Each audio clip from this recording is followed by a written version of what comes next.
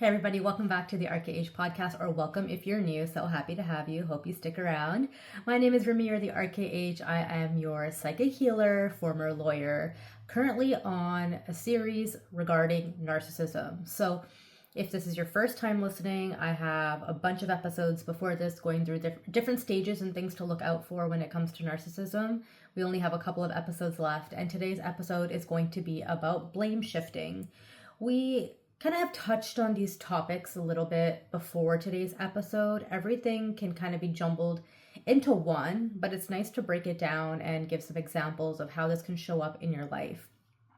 Disclaimer, as always, this episode is not meant to diagnose somebody with narcissism. It is a psychological, psychiatric diagnosis that is meant to come from a doctor, but a lot of people in toxic relationships will exhibit narcissistic kind of like symptoms or things that happen to them, and overall it's meant to be a helpful tool based on my personal experiences, based on what source wants me to tell you, and based on my own individual research. Okay, so today we're going to be talking about blame shifting. Narcissistic relationships can be with friends or family. It could be in romantic partnerships. It could be even with a boss. One thing to remember is unhealed trauma or unhealed patterns will show up in different styles of relationships. More often, the reason why trauma like this shows up or abuse like this shows up in a romantic partnership is because you have unhealed trauma from a parental relationship. If you had a narcissistic parent, or you had a toxic parent, or you watched toxic dynamics growing up, you're likely to manifest that in a relationship if it's unhealed, or if you have a past life contract with this individual, which can be avoidable. And so it's really important not to blame yourself. But speaking of the word blame, let's talk about blame shifting. Blame shifting is essentially gaslighting. It's, you've had an experience, you have some feelings about it, and then it's flipped on you as if it's your fault. Or somebody gives you a justification for why they've acted a certain way, therefore they don't take accountability, or they don't take blame for acting the way that they're acting. That's usually going to be the narcissistic individual. Blame shifting is something that does not have empathy built within it, right? A person with toxic behaviors may not have a lot of empathy, or it may come in doses. It may come from a period of time of you having to break it down for them, which can be exhausting as well, right? You dumbing it down, the weaponized incompetence is something that can show up like, hey, we're going to break it down into basic levels of understanding for you to see why this behavior was wrong. And then they say, oh, well, maybe it's like, well, you should have explained this to me sooner. It's like, it's kind of a never ending battle. Blame shifting is something that can really reprogram your mindset. So whenever something happens that's harmful for you, or something that you don't like happens to you, you may then always ask yourself, how did I manifest this? How did this come about? How is it that this individual is doing this to me again? I must be the problem. I've already explained it to them, and I've explained how it made me feel, and now they're doing it again. I'm the problem, right? So the goal for a toxic individual is for you to blame yourself for their behaviors. Of course, why wouldn't they want that, right? That has them evade all sort of responsibility or accountability, right?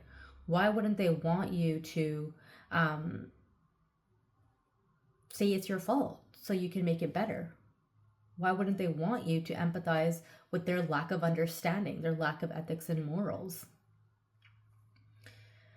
So one thing that can happen in these relationships when you're really worn out and tired, and I talked about this a little in the last episode, is reactive abuse. So whether that's you yelling, whether that's you kicking and screaming, whether that's you wanting to pull your hair out or physically trying to, whether that's, you unfortunately hit this individual. Reactive abuse is something that happens over time. It is something that is built up within you. You're in the survival mode. Your nervous system is shot. And we're not here to say that this behavior is right, but it is a natural byproduct of the abuse you've gone through. So eventually you fight back, right? It's a means of self-defense. So rather than calling it reactive abuse, some people in psychology have reframed it as reactive defense, okay? Because the word abuse, the underlying tone of that is you are doing something wrong, right? But self-defense is not wrong. Self-defense is something that comes naturally from your survival instinct. It's something that you're naturally programmed with. It's a splenic instinct in your human design.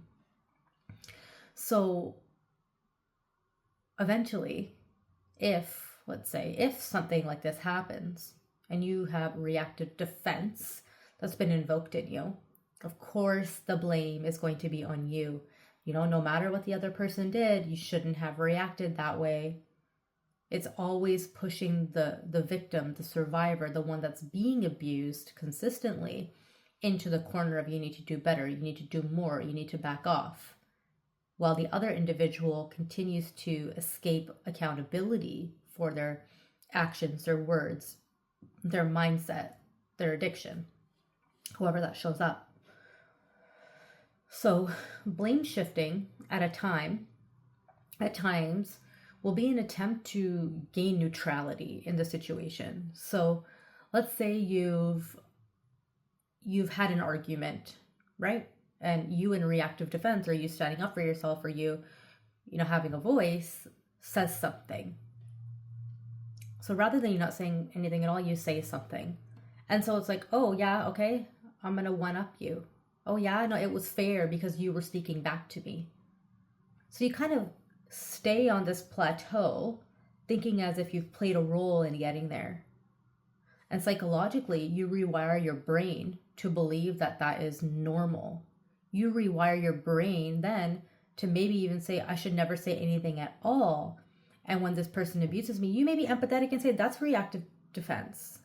That's reactive abuse. You may go and say that then. Right? Like, oh, I've done something so wrong. Now I've been programmed to believe that I'm a horrible person. And now this person's acting this way to me because there's been so much time that they've been building this up inside of them. It's a cyclical pattern. You should just not even be in the pattern at all. But that's not really realistic in the 3D world. You've probably seen this in some way, or you've probably experienced it in some way, or, like a majority of people have gone through some sort of toxic dynamic in their life, or something that's unaligned, or maybe escaped before it got out of, not escape, hopefully not like that serious, but like got out of the scenario before it got to that extent. So you are not to blame for what you have gone through. You are not to blame for somebody's actions. If you know that you are a victim of abuse, if you know that you're a survivor of abuse, if you know that you are an individual that has been facing this time and time again, you're not going to blame yourself. And I said that in, I think maybe almost every episode of this series. It's like, you're not going to blame yourself. It's really, really important that you keep your mind strong. And I know that's really hard, but some ways you can do that, I've said this before, is reach out to people, right? So you get out of your bubble. Reach out to people. It's not a shameful thing. You will be supported by the right individuals, and you will have a fresh set of eyes, okay? Seek help in therapy if you can. Important. Stay grounded. Self-love is necessary. Get out of the house. Go for a walk. These are ways in which you can get some light back into your life, some light back into your eyes, some light back into your soul. You can start vibrating on higher consciousness again because you're going and doing things that are helping you fill your cup. When you're in these relationships, your cup is like, there's like, when those plastic cups have a crack in them and it just seeps out, seeps out, seeps out. That's what your energy is doing. And you're not ever refilling it. It's just going lower and lower and lower and lower and lower. And toxic or narc individuals thrive off of that because they're taking that energy from you. They're transmuting it into something that benefits them. Whether that is using you as a punching bag, whether that's you taking accountability for something that they're trying to avoid, whether that's you making them dinner or doing what they've asked you to do. They get that dopamine hit from you giving them your energy. And they will find many different ways and avenues to get that. And not just through you. It'll be through friends, it'll be through family, it'll be through addiction, it'll be through some sort of excitement, something new, because they're addicted to chaos, or they're addicted to feeling good. because they don't know how to find that within themselves. And so they're going to find it within you. And even if you ask, or if you say like, hey, this is not something that it's my job to fulfill within you, they're going to blame you. Oh, you're not a good partner. You're not a good person. You're not a good daughter or son. You're not a good friend. Blame then goes on you for you wanting to take care of yourself. Lots and lots of blame shifting that occurs. And this could even be on a daily basis. This could be, hey, things are bad because you're doing this. Things are wrong because you're doing this. Remember this one time you didn't do this? This is why I'm abusing you. Remember this one time you didn't go to this place? That's why I'm upset. And sure, there are going to be valid concerns or moments of concerns, maybe where values and boundaries are crossed. But a narcissistic and toxic individual is going to use the smallest example, and likely something that you remember very differently. Even if, let's say, they agreed to the outcome of the scenario, they in the future will use that as something against you. Not because you did something wrong, not because there wasn't a meeting of the minds, simply because they wanted you to beg them to have a different outcome. Even though they may have said no to something that you really wanted to do, they may say to you, well, why didn't you beg? Well, why didn't you ask me more? Why didn't you just do it? Why didn't you just do that? Right? And that can become a cyclical thing. It's like, I'm taking your word as the truth. I'm taking your word as, your boundary or what you want in the scenario. Like I said, there will be new ways to blame you in those situations time and time again. So really, really important to ask yourself, where does the tolerance stop? Where does it end? Because it'll become more and more minute, as in, it won't even be obvious. And for me, I started overthinking absolutely everything I was doing. I had to think of everything I was doing from every single angle. I had to make sure that I got the confirmation that things were okay. I had to make sure that, he wasn't going to change his mind, or what would happen if he changed his mind. Have I asked him enough times to know? Like, that's really no way to live. Like, you actually can go psychotic doing that. Because you're so worried about upsetting another individual all the time. You're so worried about them changing their mind. You're so worried about them throwing it in your face. Right? And of course, it eventually happened. It would, like I said, it would become something way bigger than it was meant to be, based on an interaction that happened a year ago that, let's say, I was told not to be somewhere. I was asked not to go somewhere. I was, not happy about the situation, but was like, oh, well, why didn't you do it anyways, even though I said no? Right? Again, the blame will always be placed on you as the victim or the survivor of the abuse. And if it's enabled abuse, if this is a situation where maybe friends, family, whoever it is around them is not holding them accountable, then you're the one, again, like I've said before, like, you're the one that holds them accountable. So you're going to be the odd one out. Like I said, how long do you put up with this sort of behavior? How long do you put up with this level of ignorance and arrogance that you are not a tool, you are not a transaction, you are not a piece of meat, you are an individual? Right? Like, you are an individual that has the right to have an opinion. You are an individual that has the right to be upset by things, not just them. It's likely they've never been validated for having emotions in the past. Is that your job to fix? No, not necessarily. If somebody is empowering themselves to be a better version of themselves and getting the help and doing the work and getting the therapy and deprogramming their mind of what they've been taught to believe, then sure, you're around for that person to see what it is to have a healthy dynamic, to see what it is to have healthy communication. But it's not on you to maintain that if it's a one-sided thing. relationships can't always be 50-50. That's almost impossible. It's almost impossible to be 50-50 all the time. And that's like a ratio of effort, okay? We're not talking about like bills and money. Like that's a conversation for a whole other day. We're talking about effort. You can't always have 50-50 effort every day in a relationship, right? Like sometimes you have to pick up an extra 20% if your partner's not feeling well, they're not doing well, they've had a bad day, they're going to be late. But that goes both ways.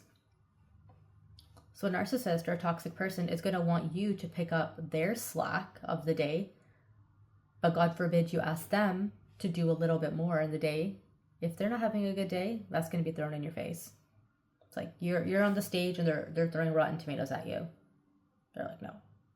Here are all the reasons I can't do it. Then again comes all of the things that they can blame you for that happened XYZ time in the past. Right? So that is how you become hyper independent in your own relationship.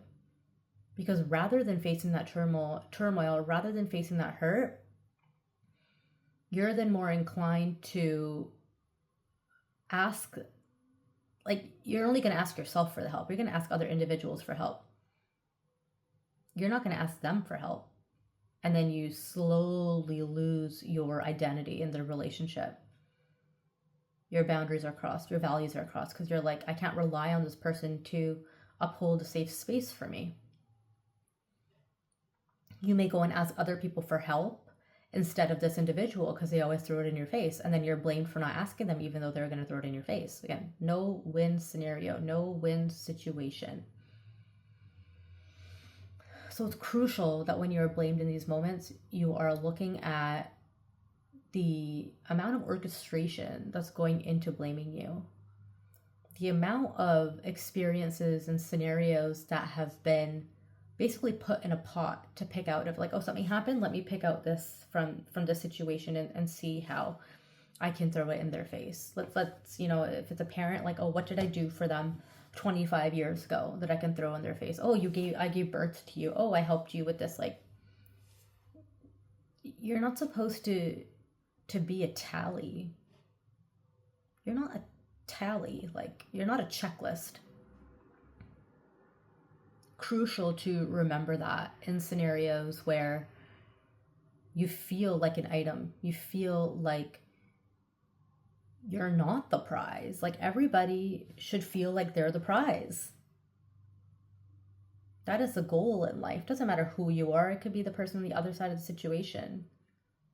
You are meant to feel a way that is empowering for you. But the empowerment can't come from knocking somebody else down. Period. All right, I hope this episode helped. Thank you for listening. We only have 2 more episodes left in the Narcissistic series. If you want to work with me, we can do that one-on-one. I'd absolutely love to coach you through any situation like this or life in general. Make sure you're following along and subscribed. I'd love to see you on all of my socials. I'd also love if you could leave me a review below so I can follow along with more content like this, and so more people that are looking for my content can find me. And I will see you guys in the next